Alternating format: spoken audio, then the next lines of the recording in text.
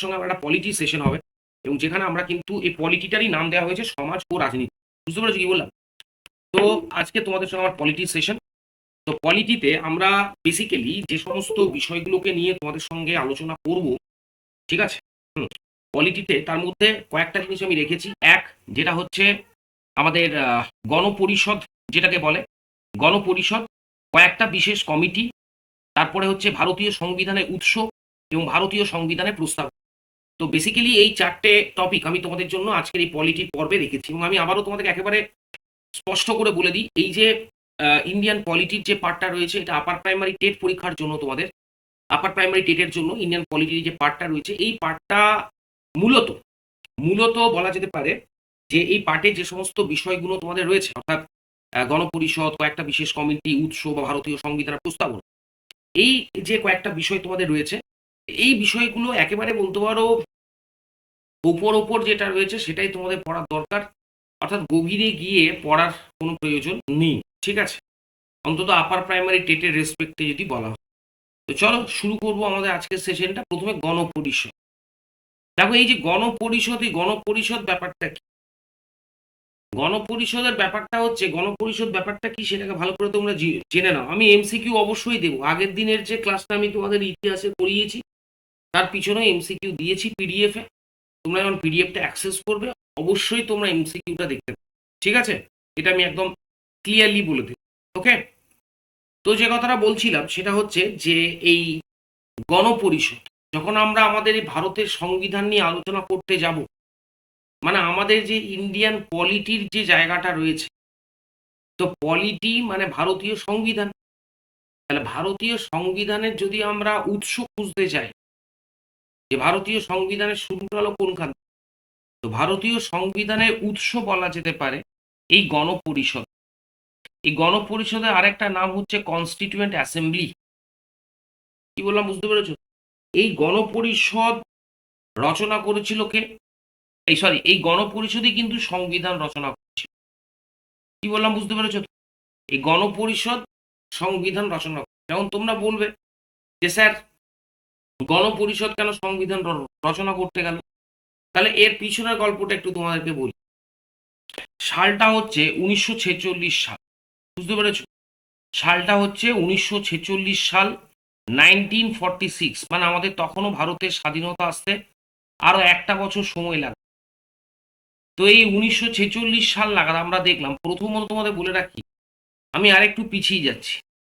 তোমরা আজাদ হিন্দ ফৌজের নাম সবাই জানো। তো সুভাষচন্দ্র বসুর নেতৃত্বে আজাদ হিন্দ ফৌজের যে লড়াই, সে লড়াইটা কিন্তু ব্যর্থ হয়েছিল, এটা ঘটনা। কিন্তু আজাদ হিন্দ ফৌজ যেভাবে সারা ভারতবর্ষ জুড়ে, সেই সময় সারা ভারতবর্ষ জুড়ে আজাদ হিন্দ ফৌজের লড়াই, সারা ভারতবর্ষের ভেতর যে বিদ্রোহ বা বিক্ষোভ বা অসন্তোষের আগুন জ্বেলেছিল সাধারণ মানুষের ভেতর, জাতি ধর্ম বর্ণ নির্বিশেষে, সেই আগুনে বলা যেতে পারে ব্রিটিশ শাসন, সেই আগুনে ব্রিটিশ শাসন একেবারে বেসামাল হয়ে গিয়েছিল। এটা ঘটনা। কি বললাম, বুঝতে পেরেছো? এটা ঘটনা। এবং আজাদ হিন্দ ফৌজের কয়েকজন সেনাপতি যারা ছিলেন, তাদেরকে যখন গ্রেপ্তার করলো ব্রিটিশ সরকার, এবং আজাদ হিন্দ ফৌজের যখন ওই বিচার প্রক্রিয়া লালকেল্লাতে, দিল্লির লালকেল্লা শুরু হলো, সারা ভারতবর্ষ ক্ষোভে ফেটে পড়ল। মাই ডিয়ার স্টুডেন্টস, ঠিক সেই সময়টাই আমরা দেখতে পাচ্ছি, কি দেখতে পাচ্ছি? আমরা সেই সময়টাই দেখতে পাচ্ছি যে আজাদ হিন্দ ফৌজের বিচার প্রক্রিয়াকে কেন্দ্র করে সারা ভারতবর্ষের তীব্র ক্ষোভ। ভারতীয়রা চাইছে ব্রিটিশ সরকারের সমূলে উৎপাটন। তার উপরে গোদের উপর বিস্ফোরা যেটাকে বলে, এই 1946 সাল নাগাদ নৌ বিদ্রোহ শুরু হয়ে গেল।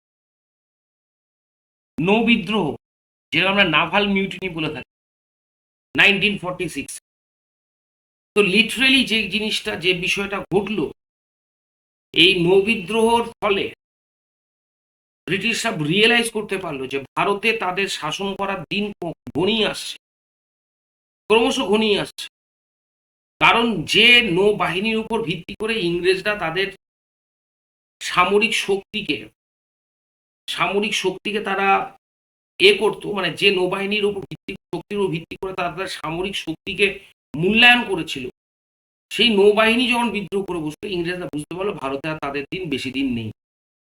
সেই কারণের জন্য 1946-এ, 1946 সাল, তৎকালীন ব্রিটিশ সরকারের যিনি প্রধানমন্ত্রী ছিলেন ক্লিমেন্ট এটলি, তিনি ভারতে একটা মিশন পাঠালেন এবং সেই মিশনটার নাম ছিল ক্যাবিনেট মিশন।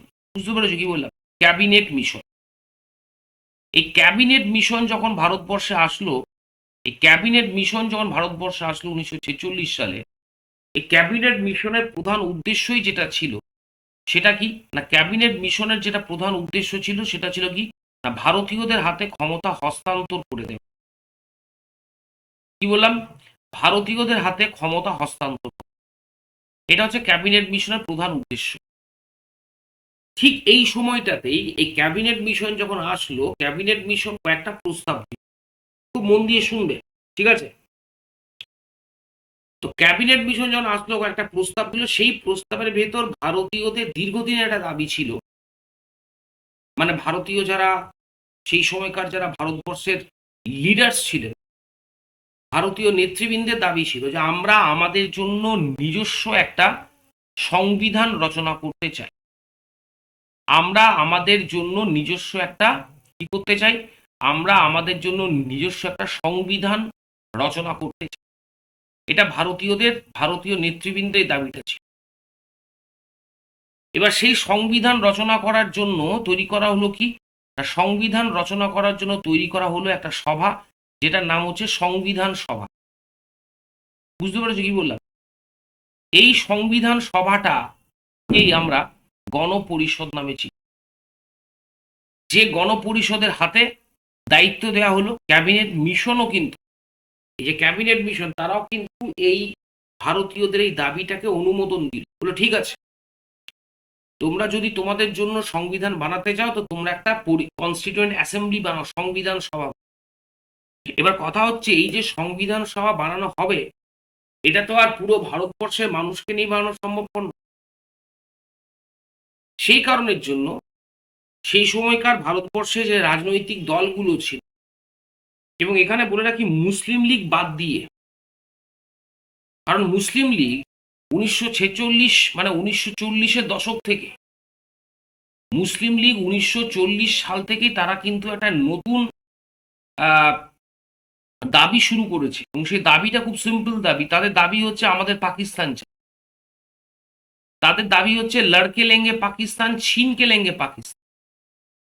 তারা কিন্তু পাকিস্তান প্রস্তাবের পক্ষে রয়েছে। ওদিকে কংগ্রেস সহ ভারতের অন্যান্য যে রাজনৈতিক দলগুলো রয়েছে, তারা কিন্তু মুসলিম লীগের এই পাকিস্তান প্রস্তাবের বিরোধিতা করছে, এবং তারা তার সঙ্গে যেটা করছে, তারা পাকিস্তান প্রস্তাবের তারা বিরোধিতা করছে কংগ্রেস, এবং তার সঙ্গে তারা যেটা করছে সেটা হচ্ছে কি, তার সঙ্গে তারা যেটা করছে সেটা হচ্ছে ওই সংবিধান রচনা, তোমার হচ্ছে সংবিধান রচনা করার তারা একটা দাবি জানিয়ে।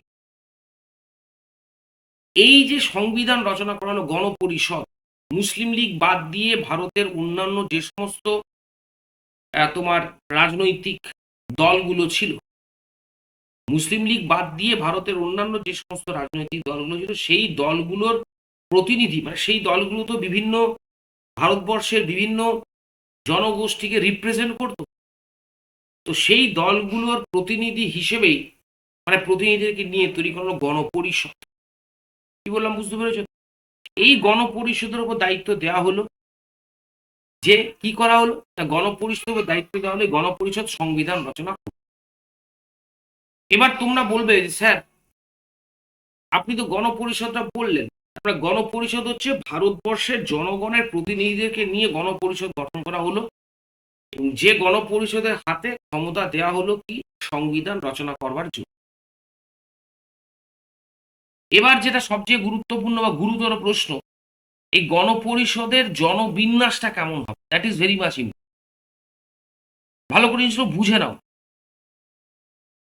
গণপরিষদে দেখো, ভারতবর্ষ যখন ইংরেজদের অধীনে রয়েছে 1946 সাল,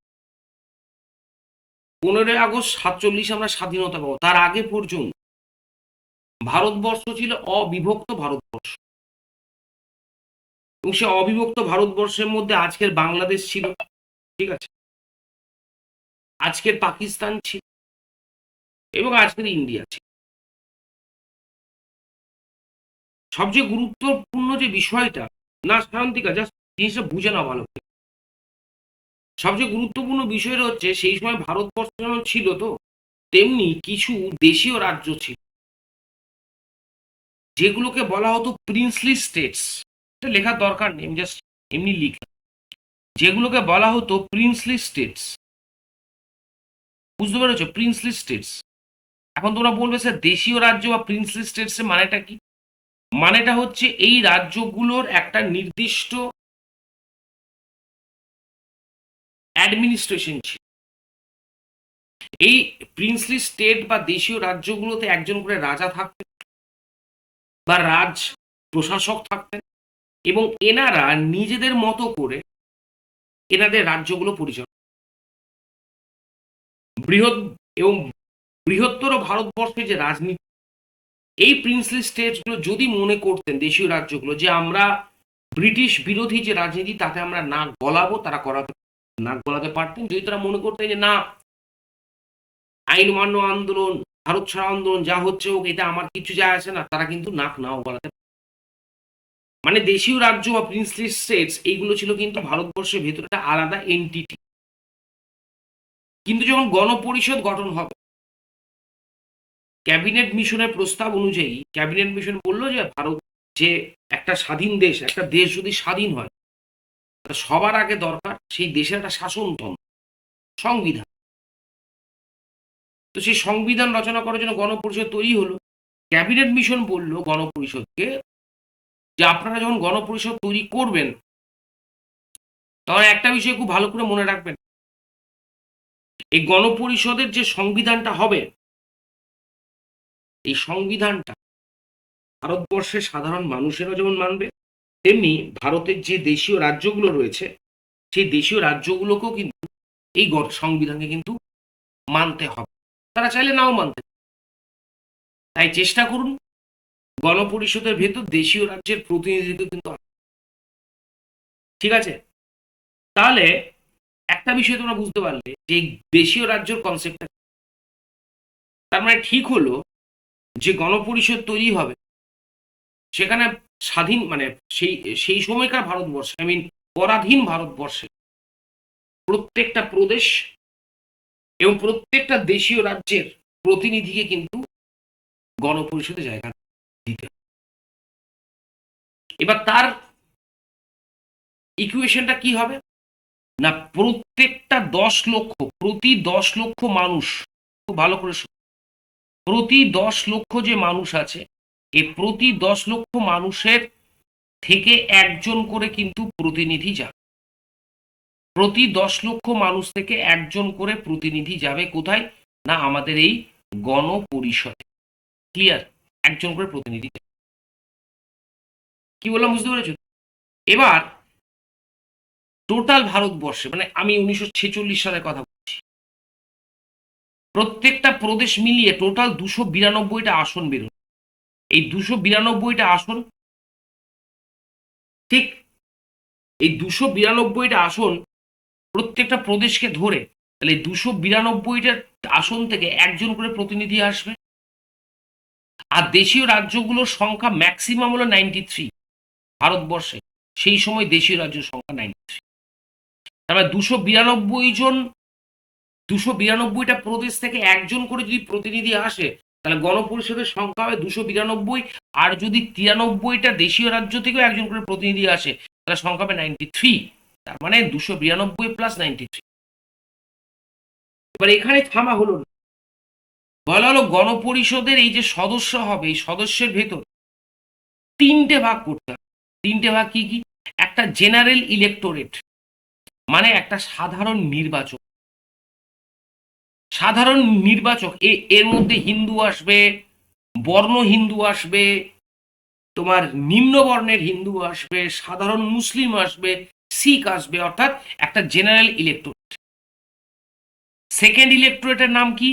মুসলিম ইলেকটোরেট, অর্থাৎ ভারতীয় মুসলিমদের জন্য একটা পৃথক নির্বাচন ব্যবস্থা করতে হবে। কি বললাম, মুসলিম ইলেকটোরেট, অর্থাৎ মুসলিমদেরকে কিন্তু আলাদাভাবে পৃথক নির্বাচন, মানে মুসলিমরা একটা সুনির্দিষ্ট জাতির প্রতিনিধি হিসেবে গণপরিষদে আসবে। একইভাবে শিখদেরকেও, শিখ শিখ সম্প্রদায়ের যে লোক, তাদেরকেও কিন্তু এই গণপরিষদে পৃথক জাতি হিসেবে জায়গা দিতে হবে। তার মানে গণপরিষদের বিন্যাসটা দেখো, প্রত্যেকটা প্রদেশ থেকে একজন করে প্রতিনিধি আসবেন, প্রত্যেকটা দেশীয় রাজ্য থেকে প্রতিনিধি আসবেন, এবং ভারতবর্ষের সেই সময়কার যে জাতিগত বিন্যাস, হিন্দু মুসলিম শিখ, এই তিনটে সম্প্রদায়ের প্রতিনিধিরা কিন্তু, কি বললাম বুঝতে পেরেছো? এবার প্রশ্ন হচ্ছে, তোমরা বলবে যে স্যার এই যে 292টা যে প্রদেশ বললেন, এই প্রদেশের প্রতিনিধিরা কিভাবে আসবে স্যার, কিভাবে আসবেন স্যার? 292টা প্রদেশ থেকে প্রতিনিধিরা আসবেন কিভাবে, দেখো খুব ভালো করে জিনিসটা বোঝো। 292টা প্রদেশের যারা প্রতিনিধি, যারা এই গণপরিষদে আসবেন, তারা কিন্তু নির্বাচনের মাধ্যমে আসবে। তারা আসবেন থ্রু নির্বাচন, তারা নির্বাচনের মাধ্যমে গণপরিষদে জায়গা, থ্রু ইলেকশন। এবার তোমরা বলবে স্যার নির্বাচন মানে কি, যেমন আমাদের রাজ্যে ভোট হয় বা আমাদের দেশে ভোট হয়? না, সেরকম ভোট কিন্তু না। এই ভোটটা কি হবে, 292টা প্রদেশ, খুব ভালো করে শোনো, প্রত্যেকটা প্রদেশের তো প্রভিন্সিয়াল অ্যাসেম্বলি আছে, একই না আছে, মানে প্রত্যেকটা প্রদেশে প্রাদেশিক আইনসভা আছে, প্রত্যেকটা প্রদেশের প্রাদেশিক আইনসভা আছে। প্রাদেশিক আইনসভা মানে আমরা যেটাকে এখন আমাদের আমাদের তোমার ওই যেটাকে আমরা লেজিসলেটিভ অ্যাসেম্বলি বলি, আই মিন যেটাকে আমরা বিধানসভা বলি, আছে না? এই দেখো তোমরা দেখেছো যে বিহারে ভোট হচ্ছে, পশ্চিমবঙ্গে আগামী বছর ভোট হবে। মানে এটার অর্থ কি, তার মানে প্রত্যেকটা রাজ্যের বিধানসভা রয়েছে, যেটা আজকের দিনে বিধানসভা বলা হয়, স্বাধীনতার পর নামটা পরিবর্তন হয়েছে, ব্রিটিশ আমলে এটাকে বলা হতো প্রাদেশিক আইনসভা। এবার প্রত্যেকটা প্রদেশের যে প্রাদেশিক আইনসভা আছে, সেই প্রাদেশিক আইনসভার যারা সদস্য,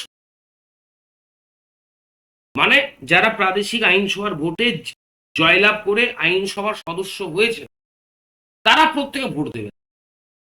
এখানে কিন্তু সাধারণ জনগণ ভোট দেবে। প্রত্যেকটা প্রাদেশিক আইনসভার যারা যারা নির্বাচিত সদস্য, তারা নিজেরা ভোট দেবেন, এবং তাদের ভোটের উপর ভিত্তি করে তারা কি করবেন, তারা সেই অঞ্চল থেকে বা সেই রাজ্য থেকে তারা তাদের প্রতিনিধি, অনেকটা আমাদের রাজ্যসভার ভোটের মতো। আমাদের ভারতবর্ষের রাজ্যসভার ভোট হয়, দেখবে প্রত্যেকটা বিধানসভায়, প্রত্যেকটা দল তাদের বিধানসভায় যতগুলো বিধায়ক আছে তার উপর ভিত্তি করে তারা কিন্তু ভোটটা দেয়, এবং তাদের ভোটের ওই বিধায়কের সংখ্যার উপর ভিত্তি করে ঠিক হয় যে রাজ্যসভায় কে যাবে, মানে কে মনোনীত। গণপরিষদে এই যে 292টা প্রদেশ, প্রত্যেকটা প্রদেশের যে প্রাদেশিক আইনসভার যারা সদস্য, মানে যারা জনগণের ভোটে নির্বাচিত হয়ে প্রাদেশিক আইনসভায় এসেছেন, তারা প্রত্যেকে নিজেদের ভোট দেবেন গণপরিষদে তাদের প্রতিনিধি পাঠানোর জন্য, আর সেই প্রতিনিধিরা গণপরিষদে যাবে এবং গিয়ে তারা সংবিধান রচনা কাজে কাজ করবে। আমি কি বোঝাতে পেরেছি?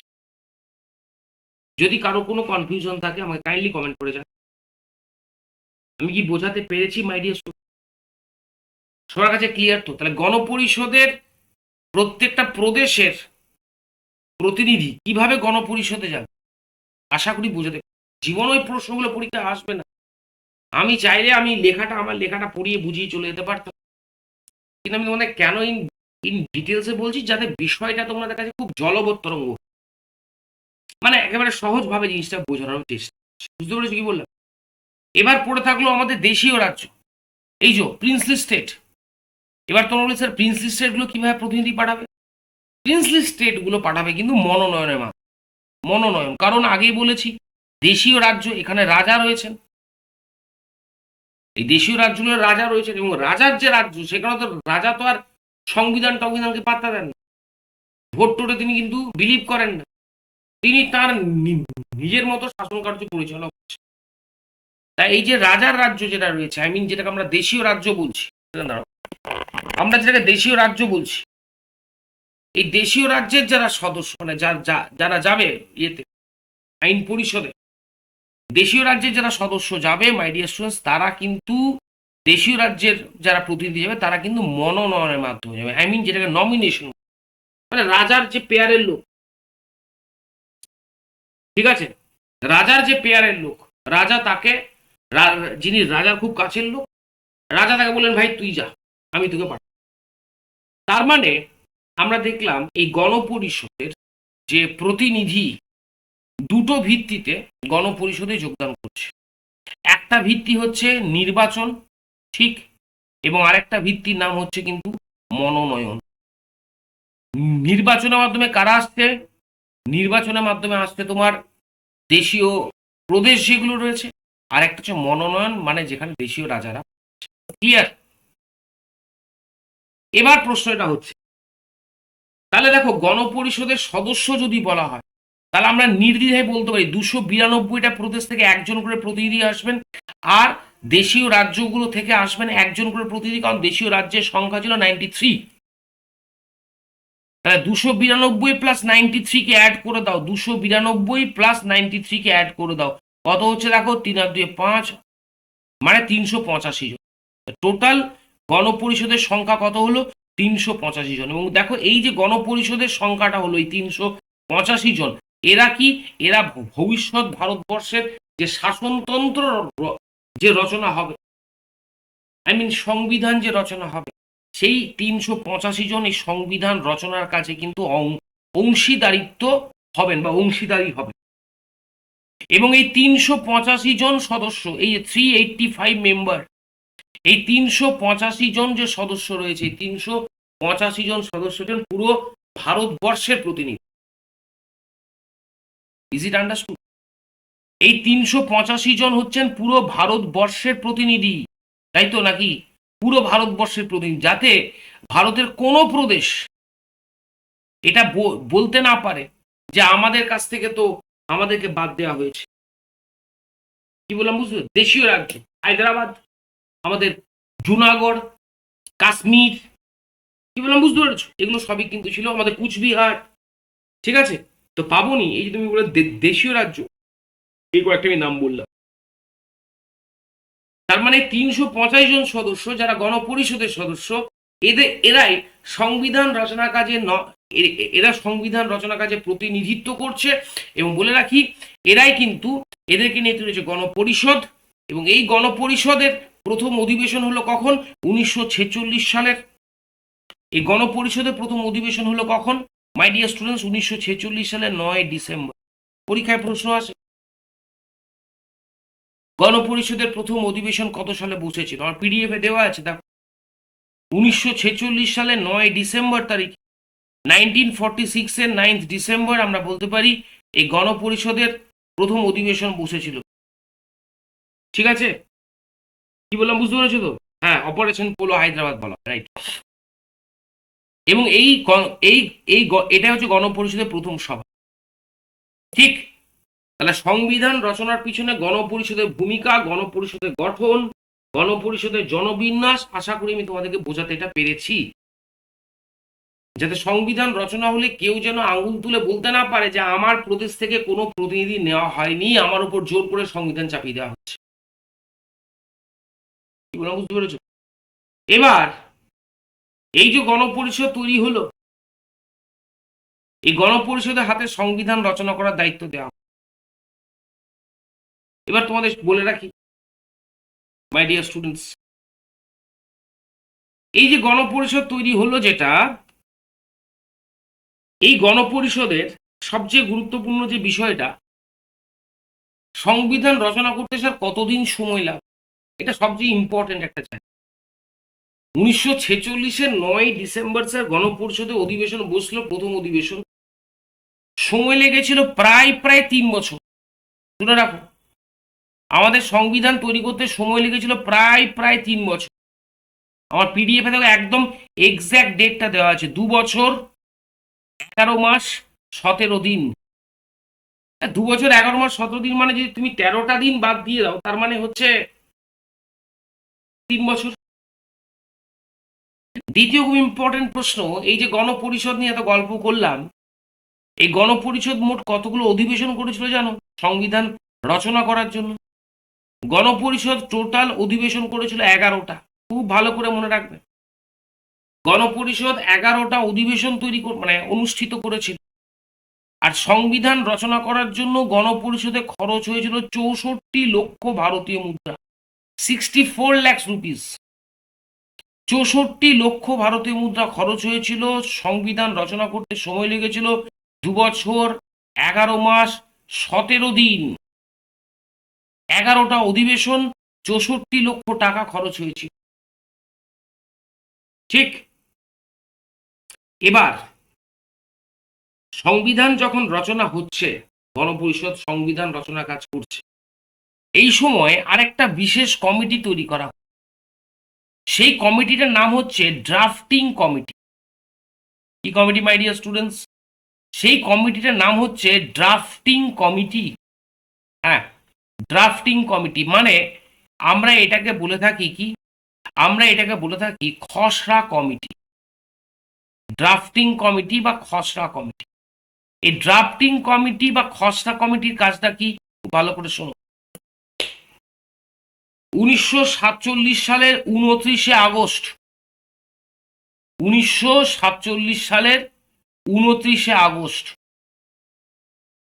এই 1947-এ 29th অগস্ট এই ড্রাফটিং কমিটি তৈরি হলো 7 জন সদস্যকে নিয়ে। 7 জন সদস্যকে নিয়ে।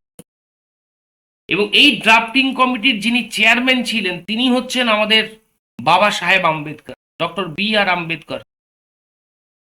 এই যে বি আর আম্বেদকর, ইনি হচ্ছেন আমাদের ড্রাফটিং কমিটির চেয়ারম্যান। ঠিক আছে, এখানে আরো বাকি নামগুলো দেওয়া আছে, এত নাম তোমাদের মনে রাখার কোনো দরকার নেই।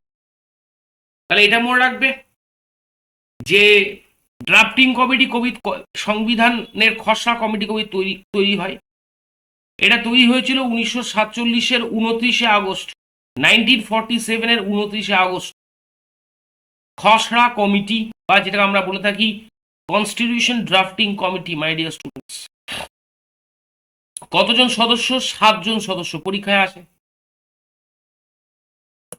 ঠিক আছে, আসবে পরীক্ষা, খুব ইম্পর্টেন্ট প্রশ্ন। তাহলে ড্রাফটিং কমিটির সংবিধান খসড়া কমিটির কতজন সদস্য ছিল? সংবিধান খসড়া কমিটি কবে গঠিত হয় এবং এই কমিটির চেয়ারম্যান কে ছিলেন? ডক্টর বি আর আম্বেদকর। কি বললাম বুঝতে পেরেছ? এই খসড়া কমিটির দায়িত্ব কি না, সংবিধান যেটা আমাদের হবে তার একটা খসড়া প্রস্তুত করা, একটা ড্রাফট তৈরি করা। চলো দেখা যাক। ড্রাফট তৈরি করা। এর পাশাপাশি সংবিধানে এই খসড়া কমিটি ছাড়াও তোমরা ভাবছো যে শুধুমাত্র কি স্যার খসড়া কমিটি ছিল, আর কি কোনো কমিটি ছিল না? 9টা কমিটি ছিল। 9টা পিডিএফ দেখো দেওয়া আছে 9টা কমিটি। নাম্বার 1, গণপরিষদের এই যে বৈঠকগুলো হচ্ছে, গণপরিষদ সংবিধান রচনা করার জন্য ঠিক কিভাবে কাজ করছে তার ব্রিফ দেওয়ার জন্য, তার কাজের অগ্রগতি কতটা, এই বিষয়গুলোর জন্য একটা কমিটি তৈরি করা হয়েছে, যে কমিটির নাম হচ্ছে সভার কার্য বিবরণী সম্পর্কিত কমিটি। সেকেন্ডে দেওয়া আছে কার্যনির্বাহক কমিটি। কার্যনির্বাহক কমিটি মানে আমরা যেটাকে বলে থাকি এক্সিকিউটিভ কমিটি, আমরা যেটাকে এক্সিকিউটিভ কমিটি বলি। নাম্বার 3, কেন্দ্রীয় ক্ষমতা সম্পর্কিত কমিটি। এই যে গণপরিষদ সংবিধান রচনা করবে, সেখানে যে কেন্দ্রীয় সরকার থাকবে, সে কেন্দ্রীয় সরকারের হাতে কতটা ক্ষমতা যাওয়া দরকার, সংবিধান অনুযায়ী কেন্দ্রীয় সরকার কতখানি ক্ষমতার অধিকারী হবেন, সেই সংক্রান্ত একটা কমিটি। মৌলিক অধিকার সংক্রান্ত পরামর্শদাতা কমিটি। মৌলিক অধিকার তোমরা সবাই জানো, fundamental rights of our Indian constitution. আমাদের সংবিধানে কি আছে? ফান্ডামেন্টাল রাইটস এর কথা বলা আছে না? তো সেই ফান্ডামেন্টাল রাইটস, আমাদের সংবিধানের যে ফান্ডামেন্টাল রাইটস, সেই ফান্ডামেন্টাল রাইটস এর জন্য একটা কমিটি। তারপরে কি আছে? তারপরে যেটা আছে সংখ্যালঘু সম্পর্কিত উপদেষ্টা কমিটি। সংখ্যালঘু সম্প্রদায়দের জন্য একটা কমিটি। তারপরে আছে কেন্দ্রীয় শাসনতন্ত্র সংক্রান্ত সমিতি, সেন্ট্রাল অ্যাডমিনিস্ট্রেশন। একই সঙ্গে যেটা রয়েছে প্রভিন্সিয়াল অ্যাডমিনিস্ট্রেশন, প্রাদেশিক শাসনতন্ত্র সম্পর্কিত কমিটি। আর আছে সংবিধানকে কিভাবে প্রণয়ন করতে হবে সেই সংক্রান্ত বিশেষ কমিটি। আর ফাইনালি আছে খসড়া কমিটি। না, এগুলো একদমই তোমাদের মুখস্থ করা কোনো দরকার নেই, ঠিক আছে? এই 9টা কমিটি তোমাদের মুখস্থ করার কোনো দরকার নেই, শুধু এটুকু মনে রাখবে, যদি প্রশ্ন দেয় যে গণপরিষদে মোট কতগুলো কমিটি ছিল, যদি প্রশ্ন দেয় যে গণপরিষদে মোট কতগুলি কমিটি ছিল, সেক্ষেত্রে মনে রাখবে যে গণপরিষদে গঠিত হওয়া মোট কমিটির সংখ্যা ছিল 9টা।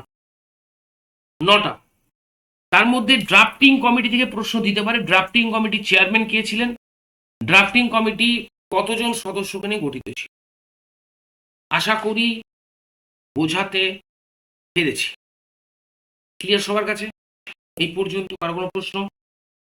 ঠিক আছে, দরকার নেই সবাই, ঠিক আছে? এই অবধি সবাই বুঝতে পেরেছো? এই অবধি সবাই বুঝতে পেরেছো? ক্লিয়ার সবার কাছে? আচ্ছা, এখানে একটা প্রশ্ন এসেছে, তোমাদের, সেটা হচ্ছে গণপরিষদের সভাপতি কে ছিলেন, তাই তো? গণপরিষদের প্রথম সভাপতি ছিলেন ডক্টর সচ্চিদানন্দ সিনহা। ভালো করে শুনে রাখো, কিন্তু তিনি ছিলেন অস্থায়ী সভাপতি। সচ্চিদানন্দ সিনহার পর যিনি গণপরিষদের স্থায়ী সভাপতি হন, তার নাম হচ্ছে রাজেন্দ্র প্রসাদ। বোঝাতে পেরেছি? গণপরিষদের প্রথম অস্থায়ী সভাপতি হচ্ছেন সচ্চিদানন্দ সিনহা। আবারও বলছি, গণপরিষদের প্রথম অস্থায়ী সভাপতি হচ্ছেন সচ্চিদানন্দ সিনহা। তাকে সরিয়ে স্থায়ী সভাপতি যিনি হন, তিনি হচ্ছেন আমাদের রাজেন্দ্র প্রসাদ। ঠিক আছে? আচ্ছা, লিখে দেব।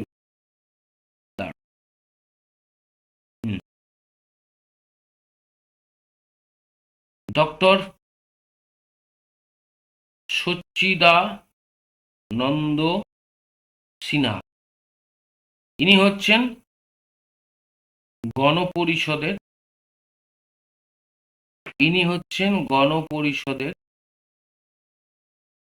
প্রথম অস্থায়ী সভাপতি। ঠিক আছে? ডক্টর সচ্চিদানন্দ সিনহা, এই যে আমি লিখে দিয়েছি নামটা, ইনি হচ্ছেন গণপরিষদ অস্থায়ী সভাপতি। আর ডক্টর রাজেন্দ্র প্রসাদ, ইনি হচ্ছেন গণপরিষদের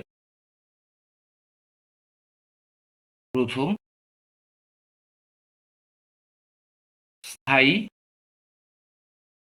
সভাপতি। ঠিক আছে? ক্লিয়ার সবার কাছে? আচ্ছা, হ্যাঁ, তার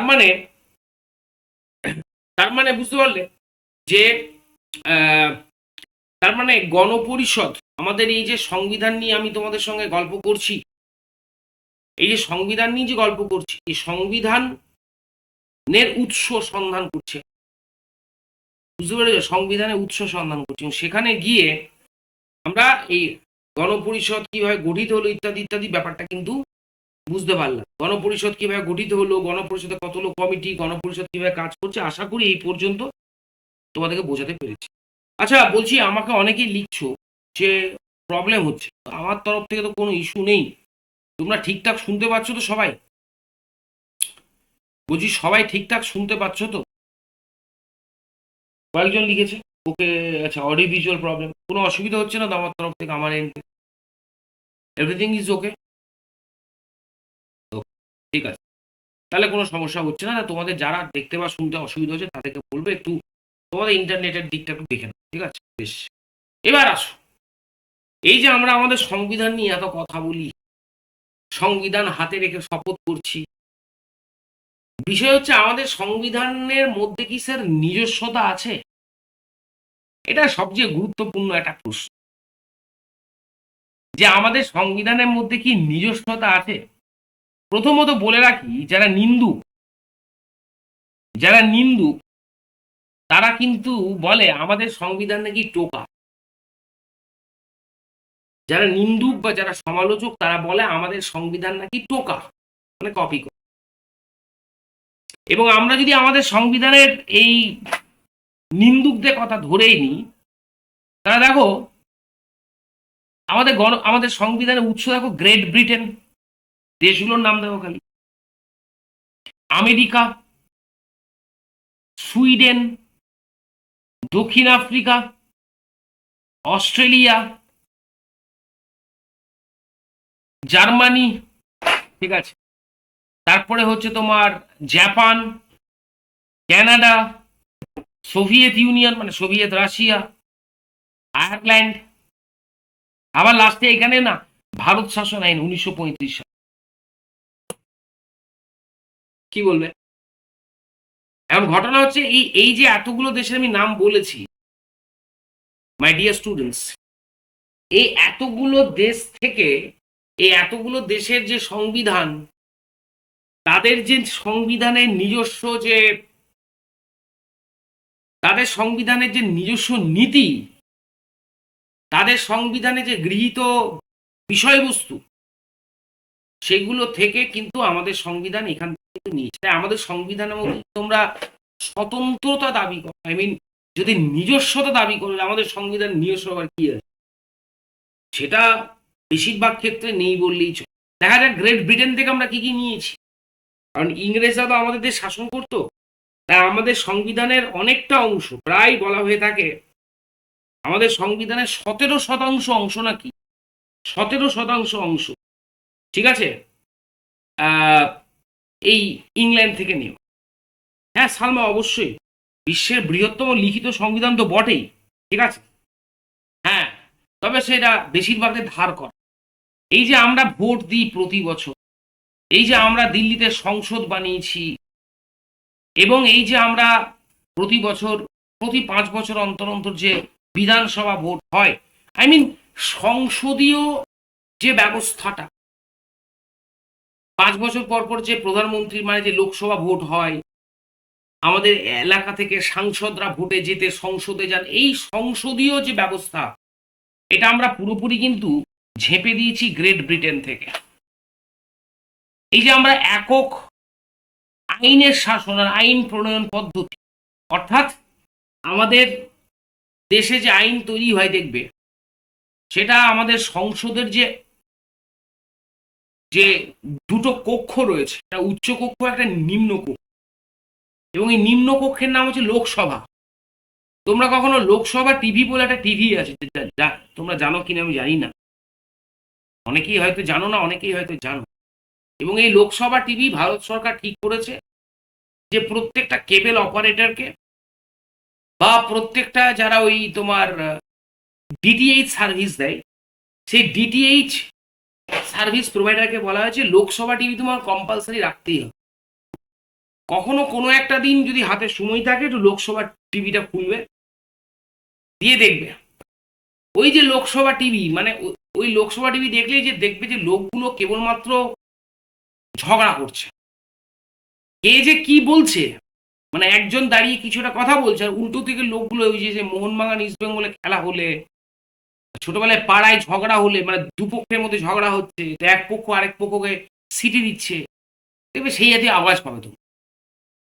মানে অদ্ভুত একটা ব্যাপার, যদি মন যদি কোনো ফ্রাস্ট্রেটেড থাকো, লোকসভার টিভি খুলবে, খুব আনন্দ পাবে, দেখবে অতগুলো বুড়ো মানুষ, অতগুলো লোক, সাবালক মানুষ, তারা নিজেদের মধ্যে কি ঝগড়া করছে আমরা জানি না, বাট তারা আইন প্রণয়ন করছে কাদের জন্য?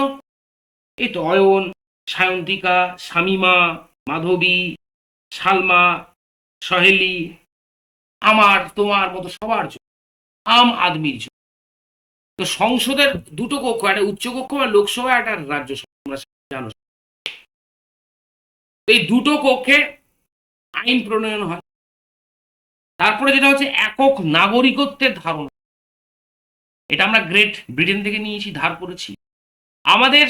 আমাদের সংসদের যে দুটো কক্ষ রয়েছে, উচ্চ কক্ষ, নিম্ন কক্ষ, লোকসভার যে ভোটটা হয়, লোকসভাকে বলা হয় নিম্ন কক্ষ, তোমরা জানো, প্রতি 5 বছর পর পর হয়।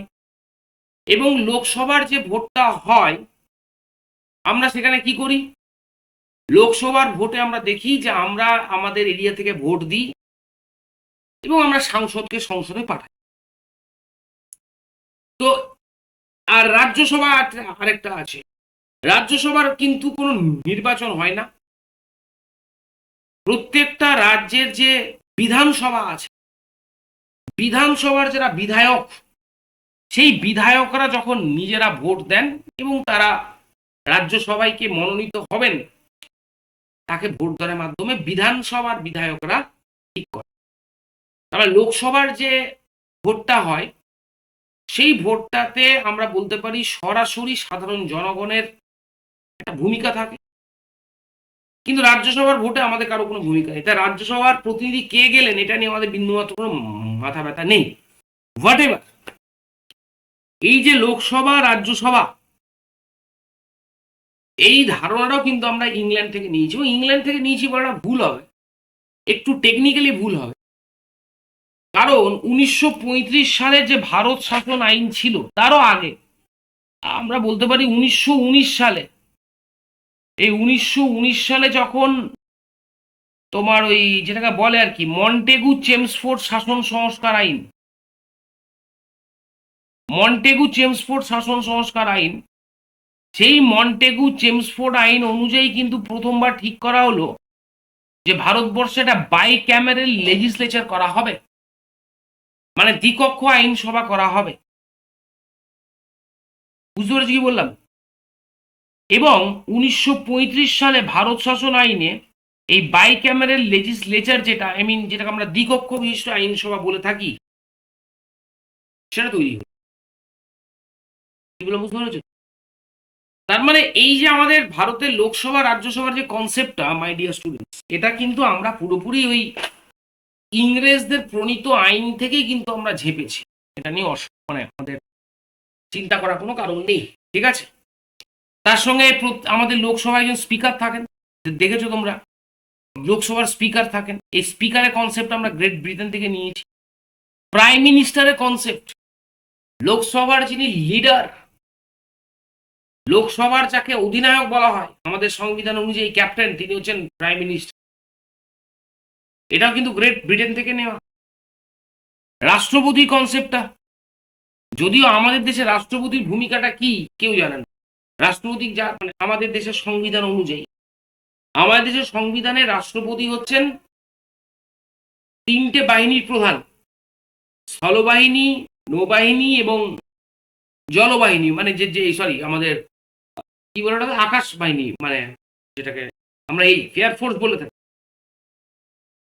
কিন্তু রাষ্ট্রপতির আসলে ক্ষমতা কিছুই নেই। রাষ্ট্রপতি হচ্ছেন ক্ষমতাহীন দায়িত্ব তিনি পালন করেন। বুঝতে পেরেছো? আমাদের দেশের সংবিধান অনুযায়ী তিনি খালি ফিতে কাটতে যান আর উদ্বোধন করতে যান। তো রাষ্ট্রপতির এই কনসেপ্টটা পুরোপুরি কিন্তু গ্রেট গ্রেট ব্রিটেনের কাছ থেকে নেওয়া। আর তার সঙ্গে যেটা রয়েছে শক্তিশালী নিম্নকক্ষ। এই যে আমাদের লোকসভা রয়েছে তার যে দুটো কক্ষ রয়েছে, সরি আমাদের আইনসভার যে দুটো কক্ষ, নিম্নকক্ষ আর উচ্চকক্ষ, এখানে কিন্তু নিম্নকক্ষ অনেক বেশি শক্তিশালী। ঠিক, এবার আসো আমেরিকা থেকে আমরা কি ধার করছি। আমাদের সংবিধানের যে প্রস্তাবনা যেটা রয়েছে, যেটাকে আমরা প্রিএম্বেল বলে থাকি, প্রিএম্বেল যেটাকে আমরা বলে থাকি, মাই ডিয়ার স্টুডেন্টস, এই যে প্রিএম্বেল যেটা, এই প্রস্তাবনা, এটা কিন্তু আমরা সম্পূর্ণভাবে আমেরিকা থেকে নিয়েছি। আর এই যে আমরা কথায় কথায় বলি আমাদের মৌলিক অধিকার লঙ্ঘিত হচ্ছে, মৌলিক অধিকার, এই মৌলিক অধিকারের কনসেপ্টটাও কিন্তু আমেরিকা থেকে নেওয়া। বিচার ব্যবস্থার স্বাধীনতা, এটা কিন্তু খুব কন্ট্রাডিক্টরি। আমাদের বিচার ব্যবস্থার স্বাধীনতা, ঠিক আছে, এটাও কিন্তু আমাদের আমেরিকা থেকে নেওয়া, যে বিচার ব্যবস্থা সম্পূর্ণভাবে স্বাধীন থাকবে। বিচার বিচার ব্যবস্থার উপর কিন্তু কোন রকম কোন সরকারি মানে কি বলবো কোন রকম ভাবে কোন রকম চাপ তৈরি করা যাবে না। বিচার বিভাগ একটা স্বতন্ত্র স্বাধীন অর্গানাইজেশন হিসেবে, এটা আমাদের আমেরিকা থেকে নেওয়া। সুপ্রিম কোর্ট এবং হাইকোর্টের বিচারপতি যদি তারা যদি অনৈতিক কাজের সঙ্গে যুক্ত হন, আইন বিরোধী কাজ করেন, তাদেরকে ইমপিচমেন্ট করা যাবে। এটা আমেরিকা থেকে নেওয়া। রাজ্যসভার যিনি চেয়ারম্যান হন, লোকসভার তো স্পিকার হন, ঠিক আছে, এবং এবং বলতে পারো যেটা, যে সেটা হচ্ছে আমেরিকার থেকে আমরা যে নিয়েছি, যে সেটা হচ্ছে আমাদের যে রাজ্যসভা হবে, রাজ্যসভার যিনি চেয়ারম্যান হবেন তিনি হবেন উপরাষ্ট্রপতি। এবং অঙ্গরাজ্যগুলো আমাদের যেটা রয়েছে তার একটা নির্দিষ্ট শাসনতন্ত্র থাকবে, এবং কেন্দ্রীয় সরকারের সঙ্গে, কেন্দ্রীয় শাসনতন্ত্রের সঙ্গে অঙ্গরাজ্যের যে শাসনতন্ত্র তার কিন্তু একটা একটা একটা একটা পার্থক্য থাকবে, ঠিক আছে। তো এগুলো আমরা আমেরিকা থেকে নিয়েছি। এবার চলে আসা যাক সুইডেন থেকে আমরা কি কি নিয়েছি। সুইডেন থেকে আমরা নিয়েছি লোকপাল বিল এবং সংবিধান সংশোধন পদ্ধতি, আই মিন যেটাকে আমরা অ্যামেন্ডমেন্ট বলে থাকি। এবার তোমাদের কাছে আমি এই যে লোকপাল বিল যেটা বললাম, এই লোকপাল বিল, ঠিক আছে, যে ফান্ডামেন্টাল রাইটসের কথা, হ্যাঁ, লোকপাল বিলের না ফান্ডামেন্টাল রাইটসের কথা বলা হয়েছে, কিন্তু ফান্ডামেন্টাল রাইটস গুলো কি কি ফান্ডামেন্টাল রাইটস থাকবে এটা কিন্তু আমেরিকা থেকে নেওয়া। বুঝতে পেরেছি কি বললাম? এবার আসো, এই যে লোকপাল বিল সুইডেন থেকে বললাম, একটা মজার কথা বলি, খুব মজার কথা। একটা মজার কথা মানে এটা কিন্তু কোনো মানে ভুলভাল গল্প নয়, এটা আরটিআই করা করা একটা তথ্য।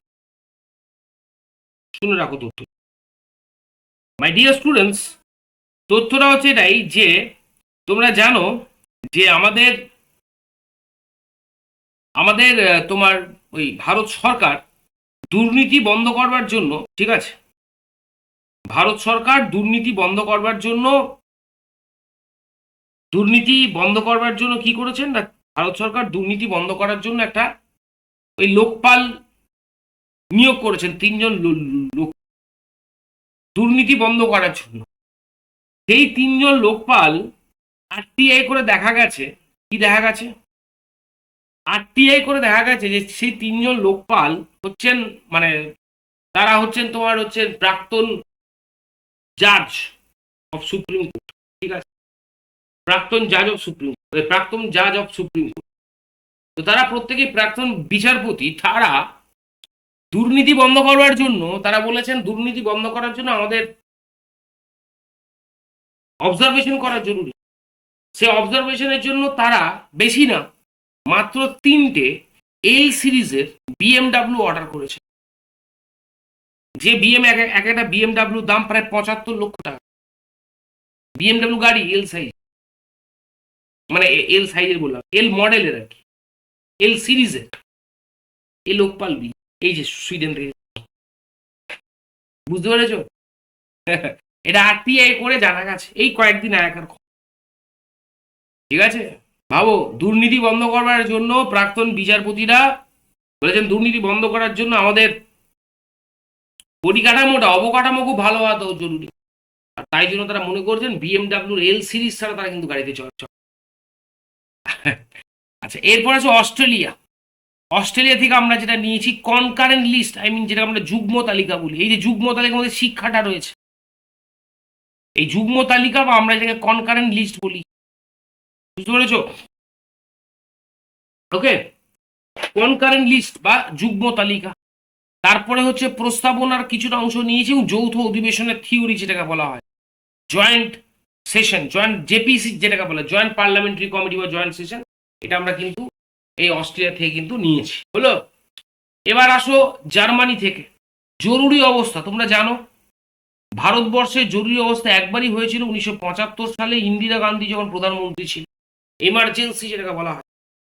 তো এই জরুরি অবস্থা এটা আমরা জার্মানি থেকে নেওয়া, এবং যখন জরুরি অবস্থা চলবে সেই সময় কিন্তু কি হবে, মৌলিক যে অধিকার, ফান্ডামেন্টাল রাইটস, সেটা কিন্তু রদ করে। জাপান থেকে আমরা যেটা নিয়েছি সুপ্রিম কোর্টের কার্য পরিচালনা করার নিয়মাবলী। কানাডা থেকে যেটা নিয়েছি যুক্তরাষ্ট্রীয় ব্যবস্থা, শক্তিশালী কেন্দ্রের উপস্থিতি। সোভিয়েত থেকে যেটা নিয়েছি মৌলিক কর্তব্য এবং পঞ্চবার্ষিকী পরিকল্পনা। এই যে 5 ইয়ার্স প্ল্যান, এটা খুব ইম্পর্টেন্ট, এটা পরীক্ষায় দেয়। এই যে পঞ্চবার্ষিকী পরিকল্পনা বা 5 ইয়ার্স প্ল্যান, এটা কিন্তু আমরা সোভিয়েত থেকে নিয়েছি, মানে সোভিয়েত রাশিয়া থেকে নিয়েছি। আমি বলবো সংবিধানের তোমরা যারা যারা বলছো ধারা, আমি অবশ্যই ধারা বলবো, চাপ নিচ্ছ কেন? এই তো আজকে পলিটির প্রথম ক্লাস হচ্ছে বাবু, ঠিক আছে? অবশ্যই বলবো, চিন্তা করার কোনো দরকার নেই, ঠিক আছে?